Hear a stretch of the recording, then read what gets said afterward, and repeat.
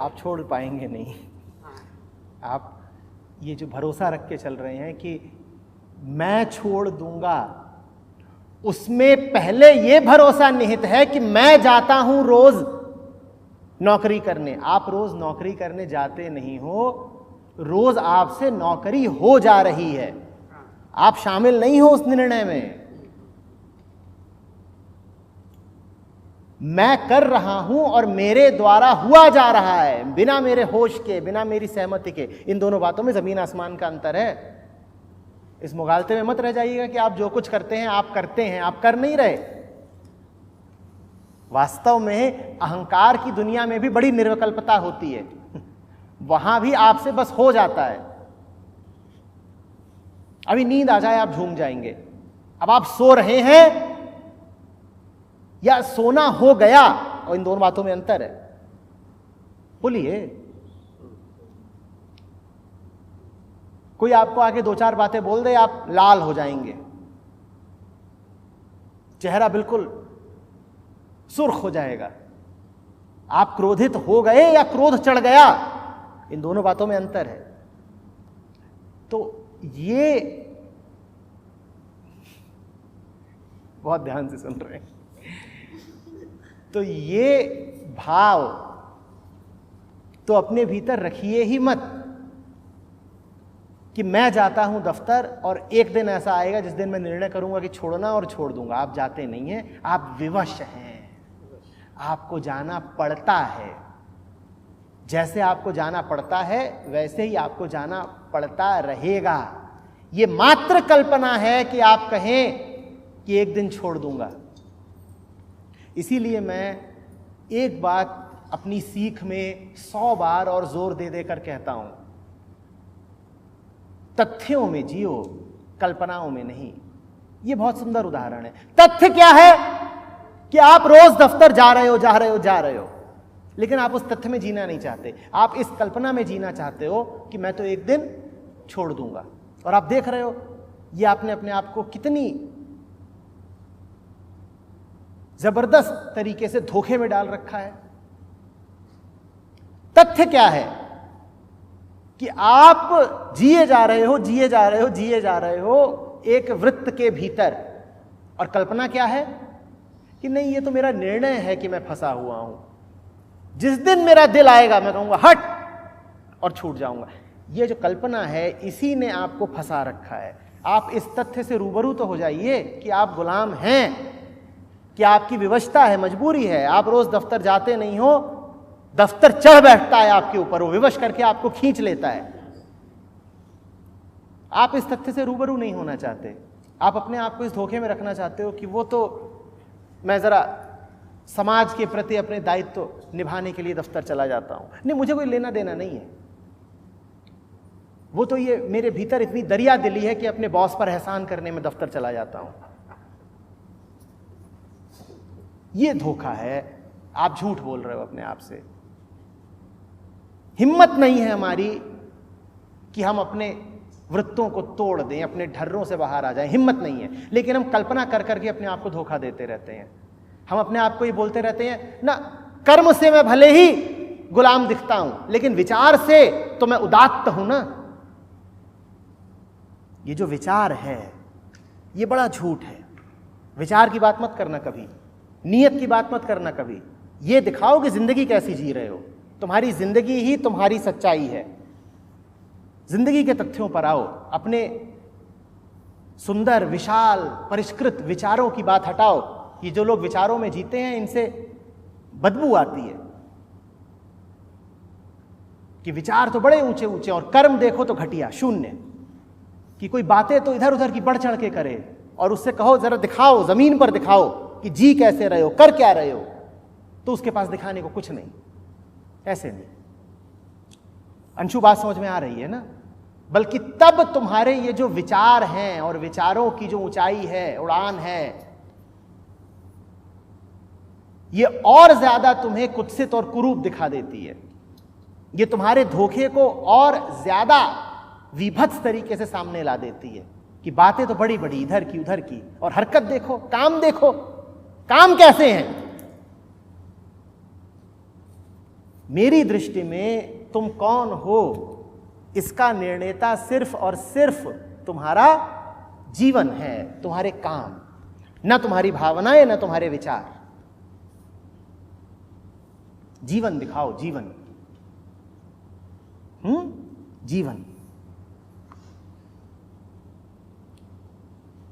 पर हम कहते हैं ना, जीवन मत देखिए, मेरे जज्बात देखिए, मैं जज्बातों से कितना ऊंचा हूं ये देखिए। जज्बात गए, जीवन दिखाओ, जीवन।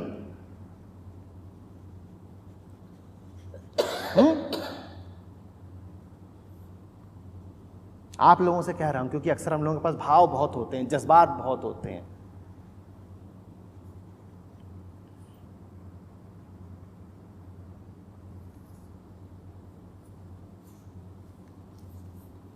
यह ऐसी ही बात है कि कोई प्यासा मरता हुआ आदमी हो, वो तुमसे कहे पानी पिला दो और तुम उसे जज्बात पिलाओ। तुम ऐसे ही हो। जब जीवन तुमसे कहता है दिखाओ तुम्हारे पास क्या है, तो तुम्हारे पास जज्बात होते हैं, बातें, कोरे शब्द।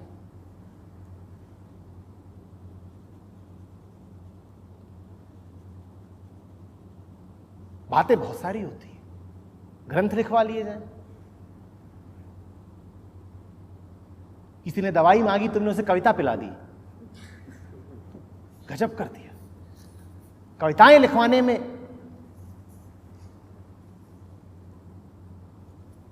तुम्हारा सानी नहीं है कोई, कविताएं खूब करोगे।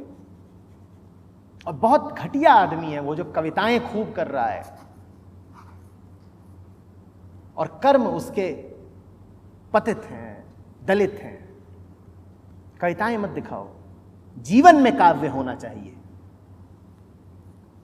जीवन में काव्य है, कर्मों में काव्य है। कागज पर काव्य थोड़ा ही लिखा जाता है।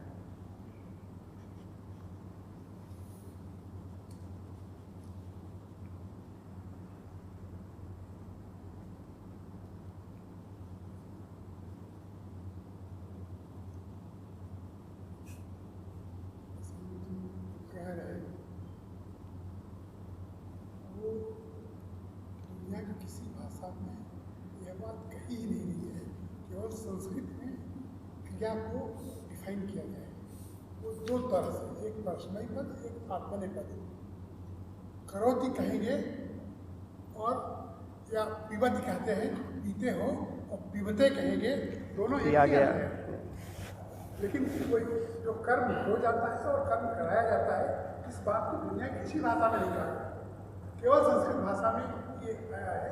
और उसको दो, इसीलिए दो पद उसमें आए हैं, आत्मनेपद और परस्मैपद। और दोनों में जो क्रियाओं का रूप होता है अलग अलग होता है और उनकी व्याख्या भी अलग अलग है। तो काम तो वही है, पीना ही है, लेकिन पिबत कहने का मतलब है कि मैं पी रहा हूँ, और पिबते कहने का मतलब इससे अलग हो गया, पिलाया जा रहा है इससे। तो ये कह पाने के लिए फिर उस भाषा का जो आविष्कार है वो भी ऐसे लोगों द्वारा किया जाए ना जो चित्त की सूक्ष्मताओं को समझते हों।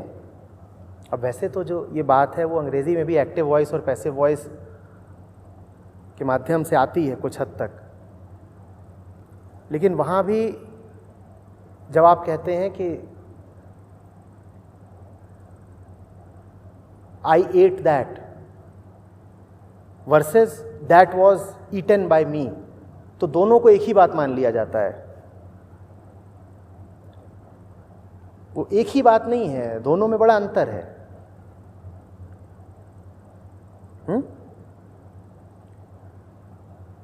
आई loved her, she was loved by me, ये बहुत अलग अलग बातें हैं। तुमने प्यार किया या तुम्हारी वृत्तियां, तुम्हारे शारीरिक रसायन, तुम्हारी उम्र तुम्हारे सर पर चढ़ बैठ गए और तुमसे प्यार करा डाला। गौर से देखना।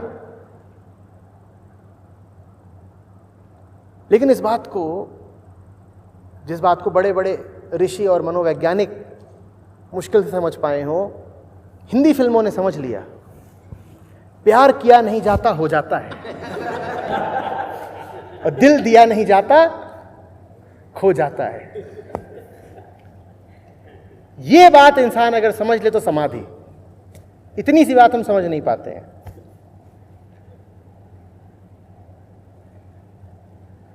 हमारे जीवन में कुछ भी किया नहीं जाता हो जाता है।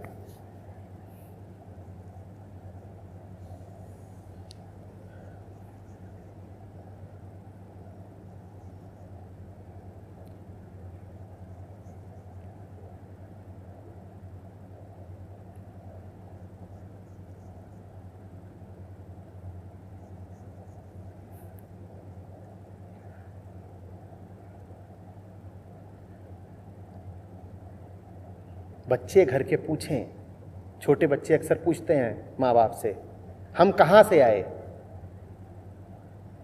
तो एक ही सच्चा उत्तर है, तुम हो गए। तुम हो गए।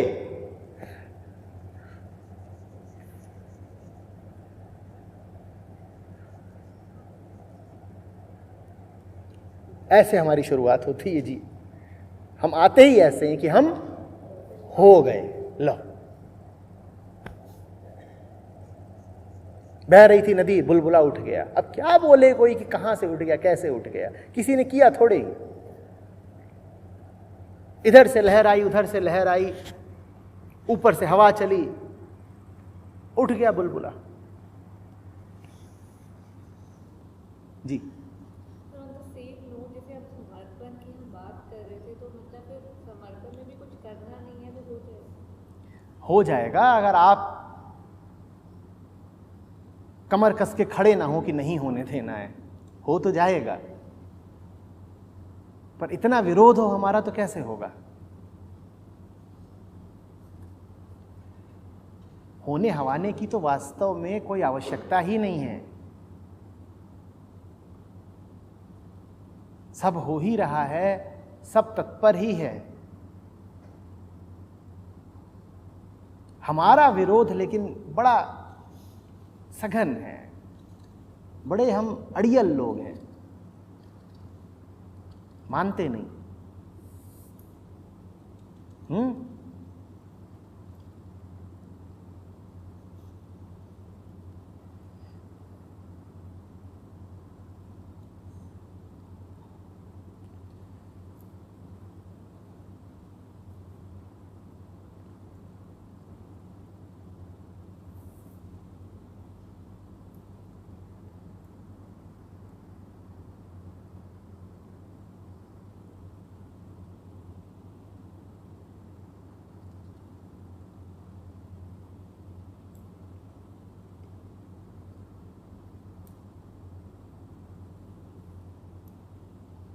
मान जाइए, हो जाएगा।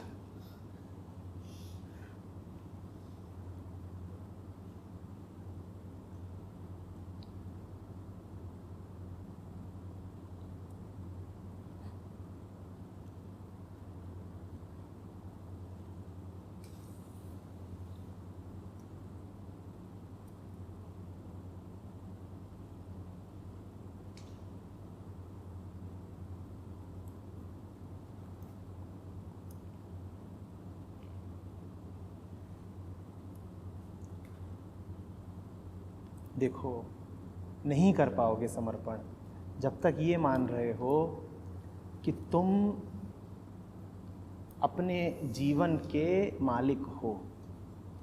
जब तक तुम्हें लग रहा है कि जो कुछ तुम करते हो, जैसा तुम जीते हो, वो सब कुछ तुम्हारी रजामंदी से हो रहा है, तब तक तुम्हें यह भी लगता रहेगा कि जो काम तुम कर रहे हो उस काम को तुम ही रोक भी सकते हो। फिर समर्पण क्यों चाहिए? अगर तुम्हें यह लग रहा है कि तुम स्वेच्छा से दफ्तर जाते हो, तो तुम्हें फिर यह भी लगेगा ना कि तुम अपनी ही स्वेच्छा का उपयोग करके दफ्तर जाना रोक भी सकते हो। तो फिर रोकने के लिए भी तुम किसी पार की सत्ता का सहारा क्यों लोगे? सर क्यों झुकाओगे? पहले ये तो देखो कि अभी ही जो हो रहा है तुम उसमें प्यादे मात्र हो, कठपुतली जैसे हो। जब दिखाई देगा कि अभी ही तुम्हारे बस में कुछ नहीं, तब तुम्हारे मन से ये गुमान उतरेगा कि आगे का तुम्हारे बस में आ जाएगा। हमारी हालत उस गाड़ी के ड्राइवर जैसी है जो गाड़ी एक पहाड़ी ढलान पर बिना ब्रेक के ताबड़तोड़ भागी जा रही हो। नियंत्रण में वो किसी भी तरीके से है नहीं, लेकिन भरोसा हमें पूरा है कि हम ही तो चला रहे हैं इसको। जब तक तुम्हें पूरा भरोसा है कि तुम ही चला रहे हो, तुम ही कोशिश भी करते रहोगे उसको रोकने की, ये करने की, वो करने की। उसमें अगर किसी तरीके से सुविधा उपलब्ध भी है कि इजेक्ट, बाहर आ जाओ, तो तुम उस सुविधा का उपयोग करोगे नहीं। तुम कहोगे कोई खतरा है ही नहीं, सब कुछ नियंत्रण में है, इसको मैं ही तो कंट्रोल कर रहा हूं, अभी ये जैसे चल रही है मैंने ही इसको चला रखा है, और अगर मैंने ही इसको ऐसा चला रखा है जैसे ये चल रही है, तो थोड़ी देर में मैं ही इसका चलना बंद भी कर सकता हूं, गति को नियंत्रित भी कर सकता हूं। वो जो धोखा है कि मैं गति को नियंत्रित कर लूंगा या मैं अपने जीवन को अपने बस में कर लूंगा, वो धोखा प्रथमतया तुम्हारे इस झूठ से निकलता है कि तुमने अभी अपने आप को समझा रखा है कि फिलहाल जीवन जैसा चल रहा है तुम्हारी सहमति से और तुम्हारे नियंत्रण में चल रहा है। ये जो झूठ है, ये जो धोखा है, यही समर्पण न कर पाने का मुख्य कारण है। मानो कि स्थितियों के गुलाम हो, मानो कि बड़ा बेबसी का जीवन है, मानो कि कुछ भी तुम्हारी चाह में नहीं, यहां तक कि तुम्हारी चाह भी तुम्हारी चाह से नहीं।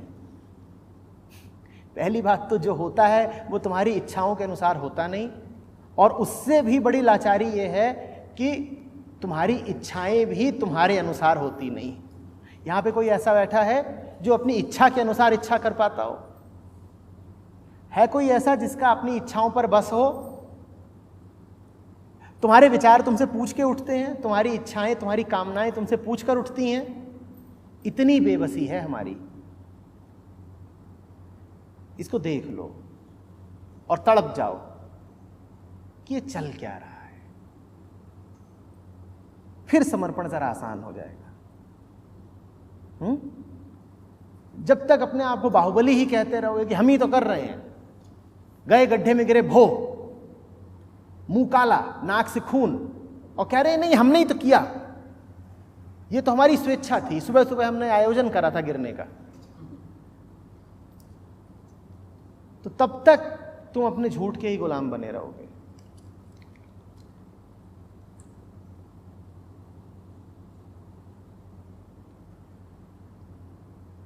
कुछ भी है तुम्हारे बस में, तुम तय करते हो 8 बजे कहीं पहुंचना है, पहुंच पाते हो? तुम में जरा ईमानदारी होती, जरा शर्म होती तो इतनी सी बात पर डूब मरते। लेकिन तुम्हारा भरोसा यह है कि आगे का तुम अपने हिसाब से चला लोगे। तुमसे इतना सा काम तो होता नहीं कि 8 बजे पहुंचना है तो पहुंच पाओ, जिंदगी चला लोगे अपने हिसाब से। छी,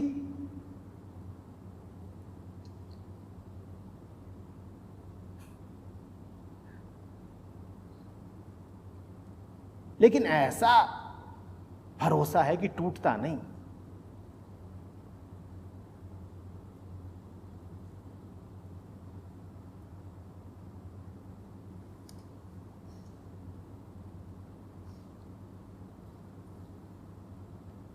कर्म दिखाओ, कर्म कर्म। विचार तो यूं ही हैं,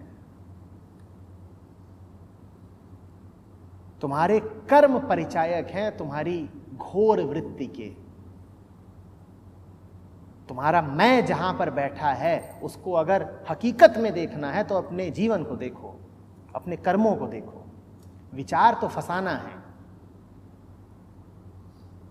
तुम अपनी एक धवल उज्जवल छवि रखना चाहते हो, उसके लिए तुम विचारों का सहारा ले लेते हो। तुम कहते हो मैं बड़ा अच्छा आदमी हूं, ये विचार है। तुम क्या हो वो जानना है तो जिंदगी को देखो।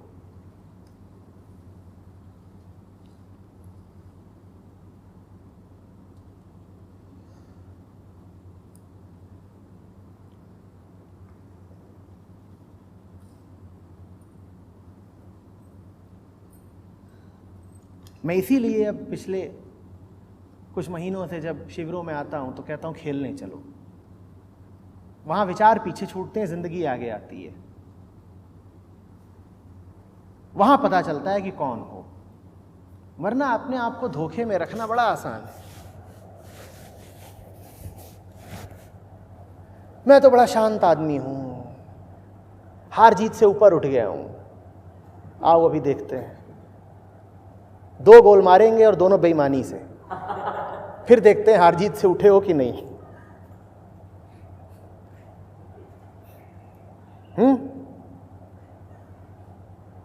हमें तो झेल सकते हो, हमारी बेईमानियों को झेल के दिखाओ तो बताएं।